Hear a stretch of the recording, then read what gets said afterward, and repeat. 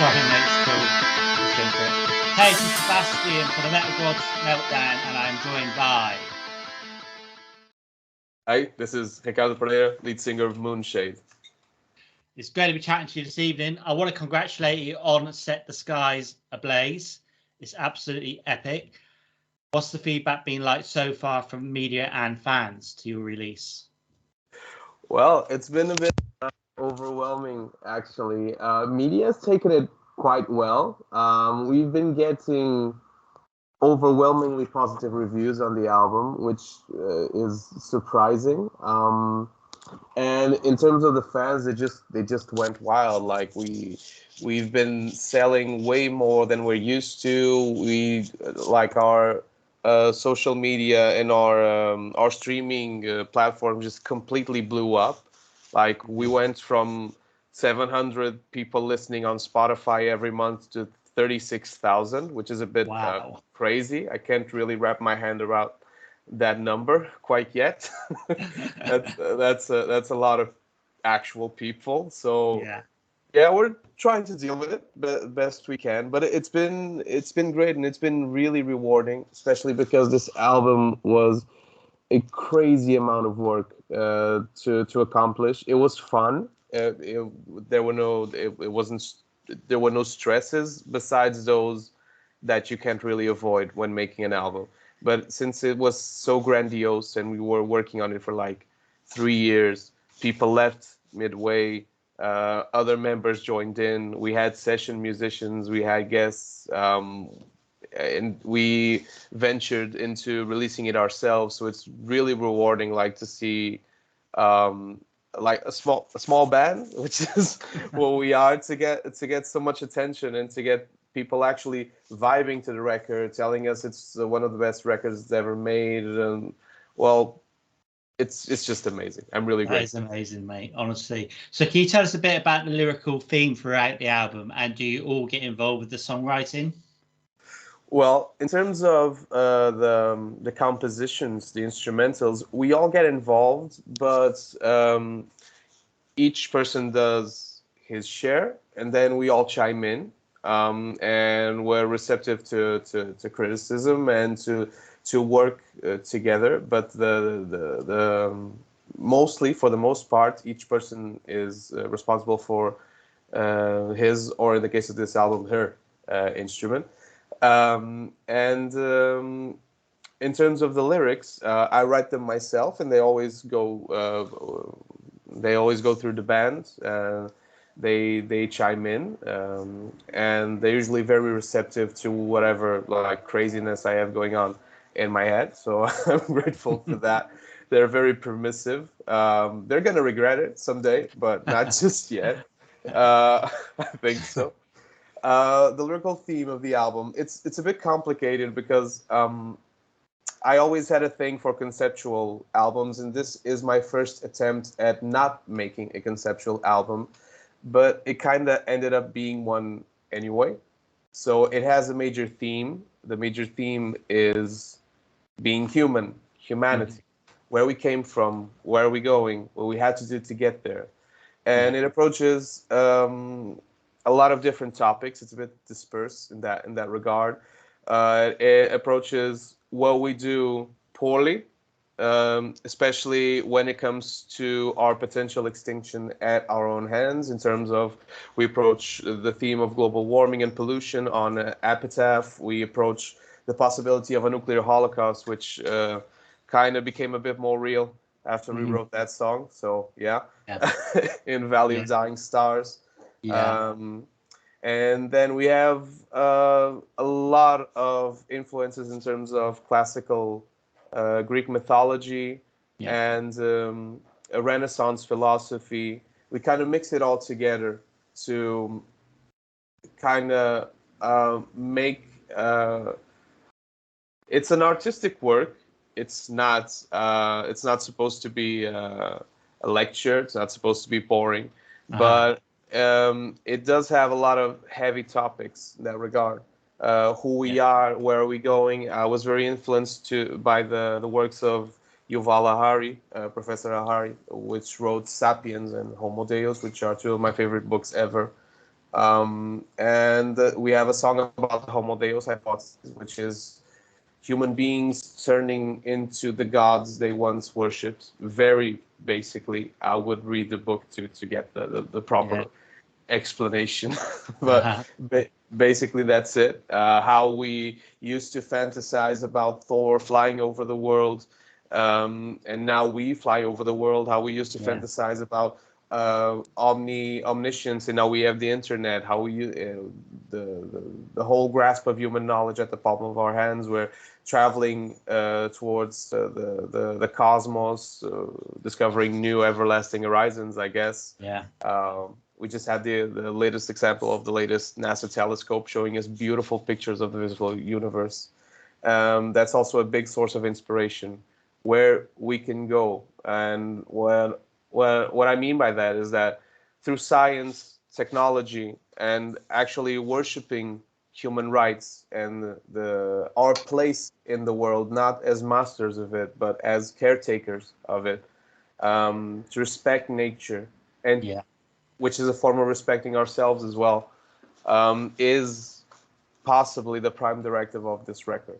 It has a lot of dark stuff, but it ends on I think, a positive tone. I think. Brilliant. All right. And so the video for Valley of Dying Stars, can you tell me a bit about that? It's really intense and a passionate song. Well, Valley of Dying Stars, since it's a very intense song, and it's hard to have like grandiose videos on our budget, Yeah. but I think we kind of pulled it off in an allegorical fashion.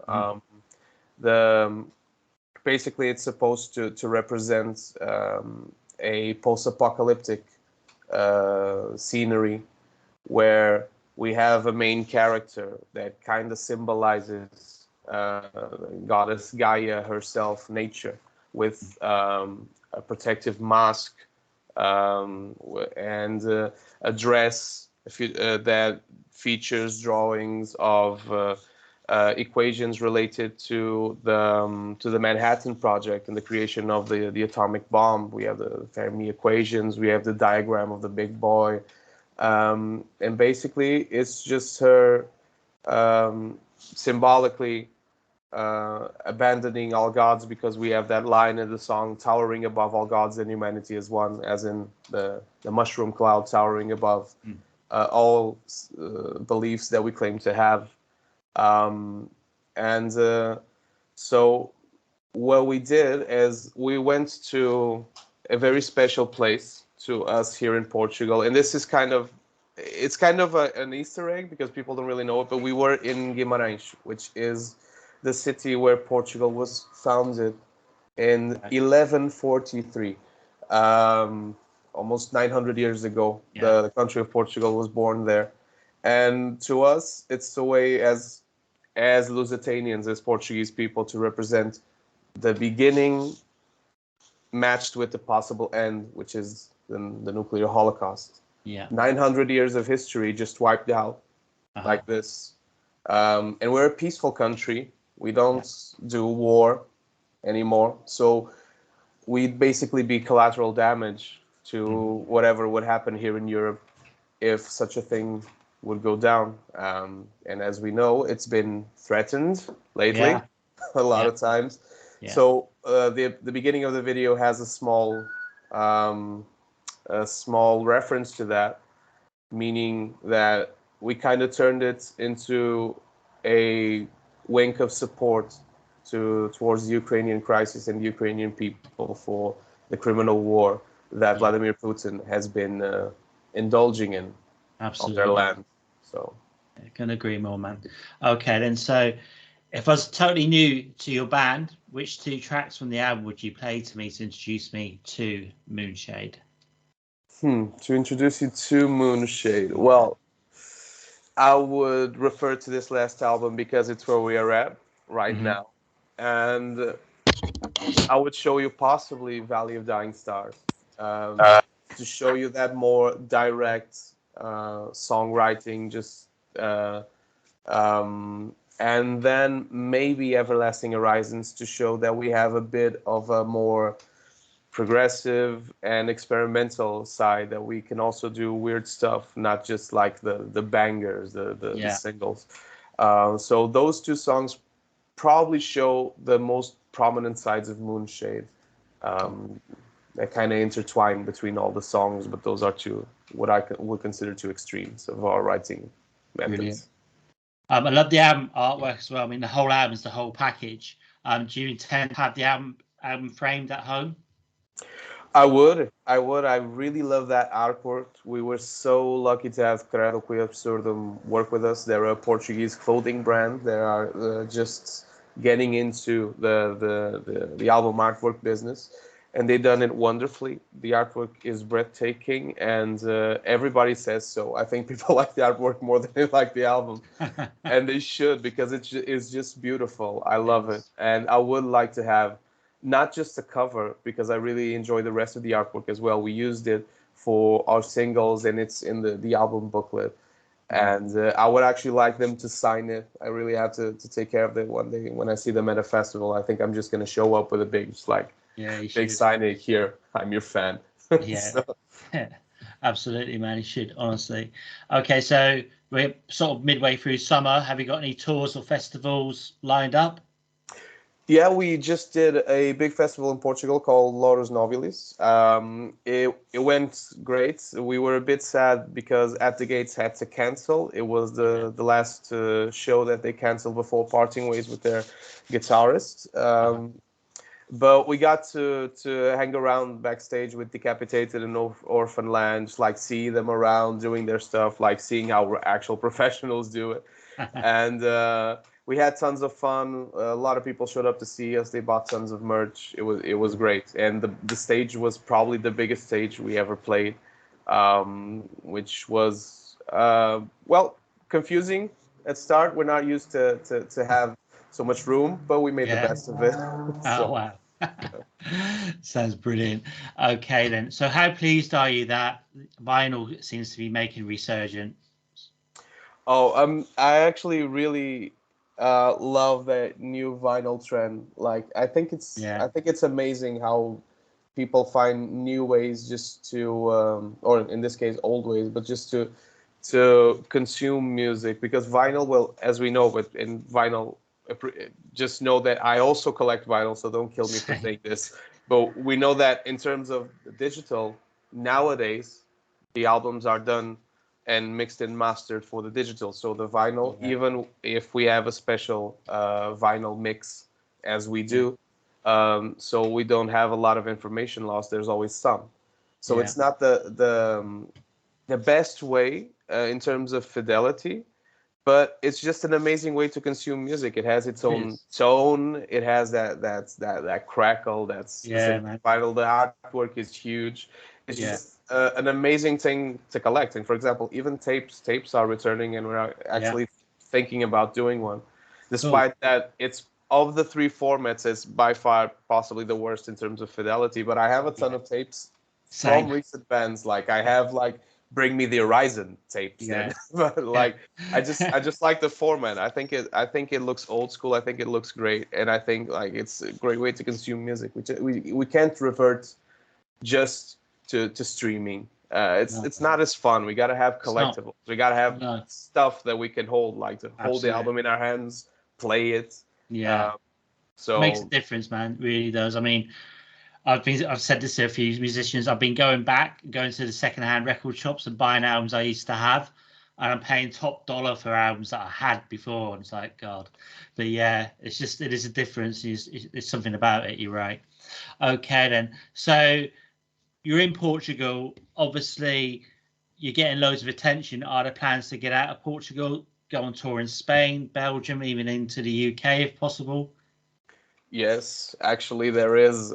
Nothing against Portugal, of course, but we've been playing here extensively for almost a decade. So we're actually pondering in this album, with the last one, we managed to get an Iberian tour, which was great. But we want to expand further. And now with the reach that this album is getting, I think it's perfectly possible. We got a booking agent, and we're talking with bands from other countries with like-minded ways of working and with similar sounds, so we can just try to arrange something to take Moonshade out there, because we have a ton of people listening to us out there that never got a chance to see us. Portugal is not even close to the country where we have the most fans. If we go by streaming numbers, so we really have to get out there. Yeah. Depends. In raw numbers, the United States, but the United States is huge. Yeah. But in terms of population density versus the numbers, by far Finland and Sweden. They have half the population of Portugal in the case of Finland, and they have like 50 times more listeners. Just crazy.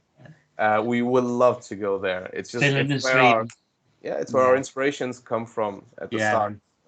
Absolutely, yeah. Well, Finland and Sweden, Finland and Sweden is the place to be, man. Absolutely, without a doubt.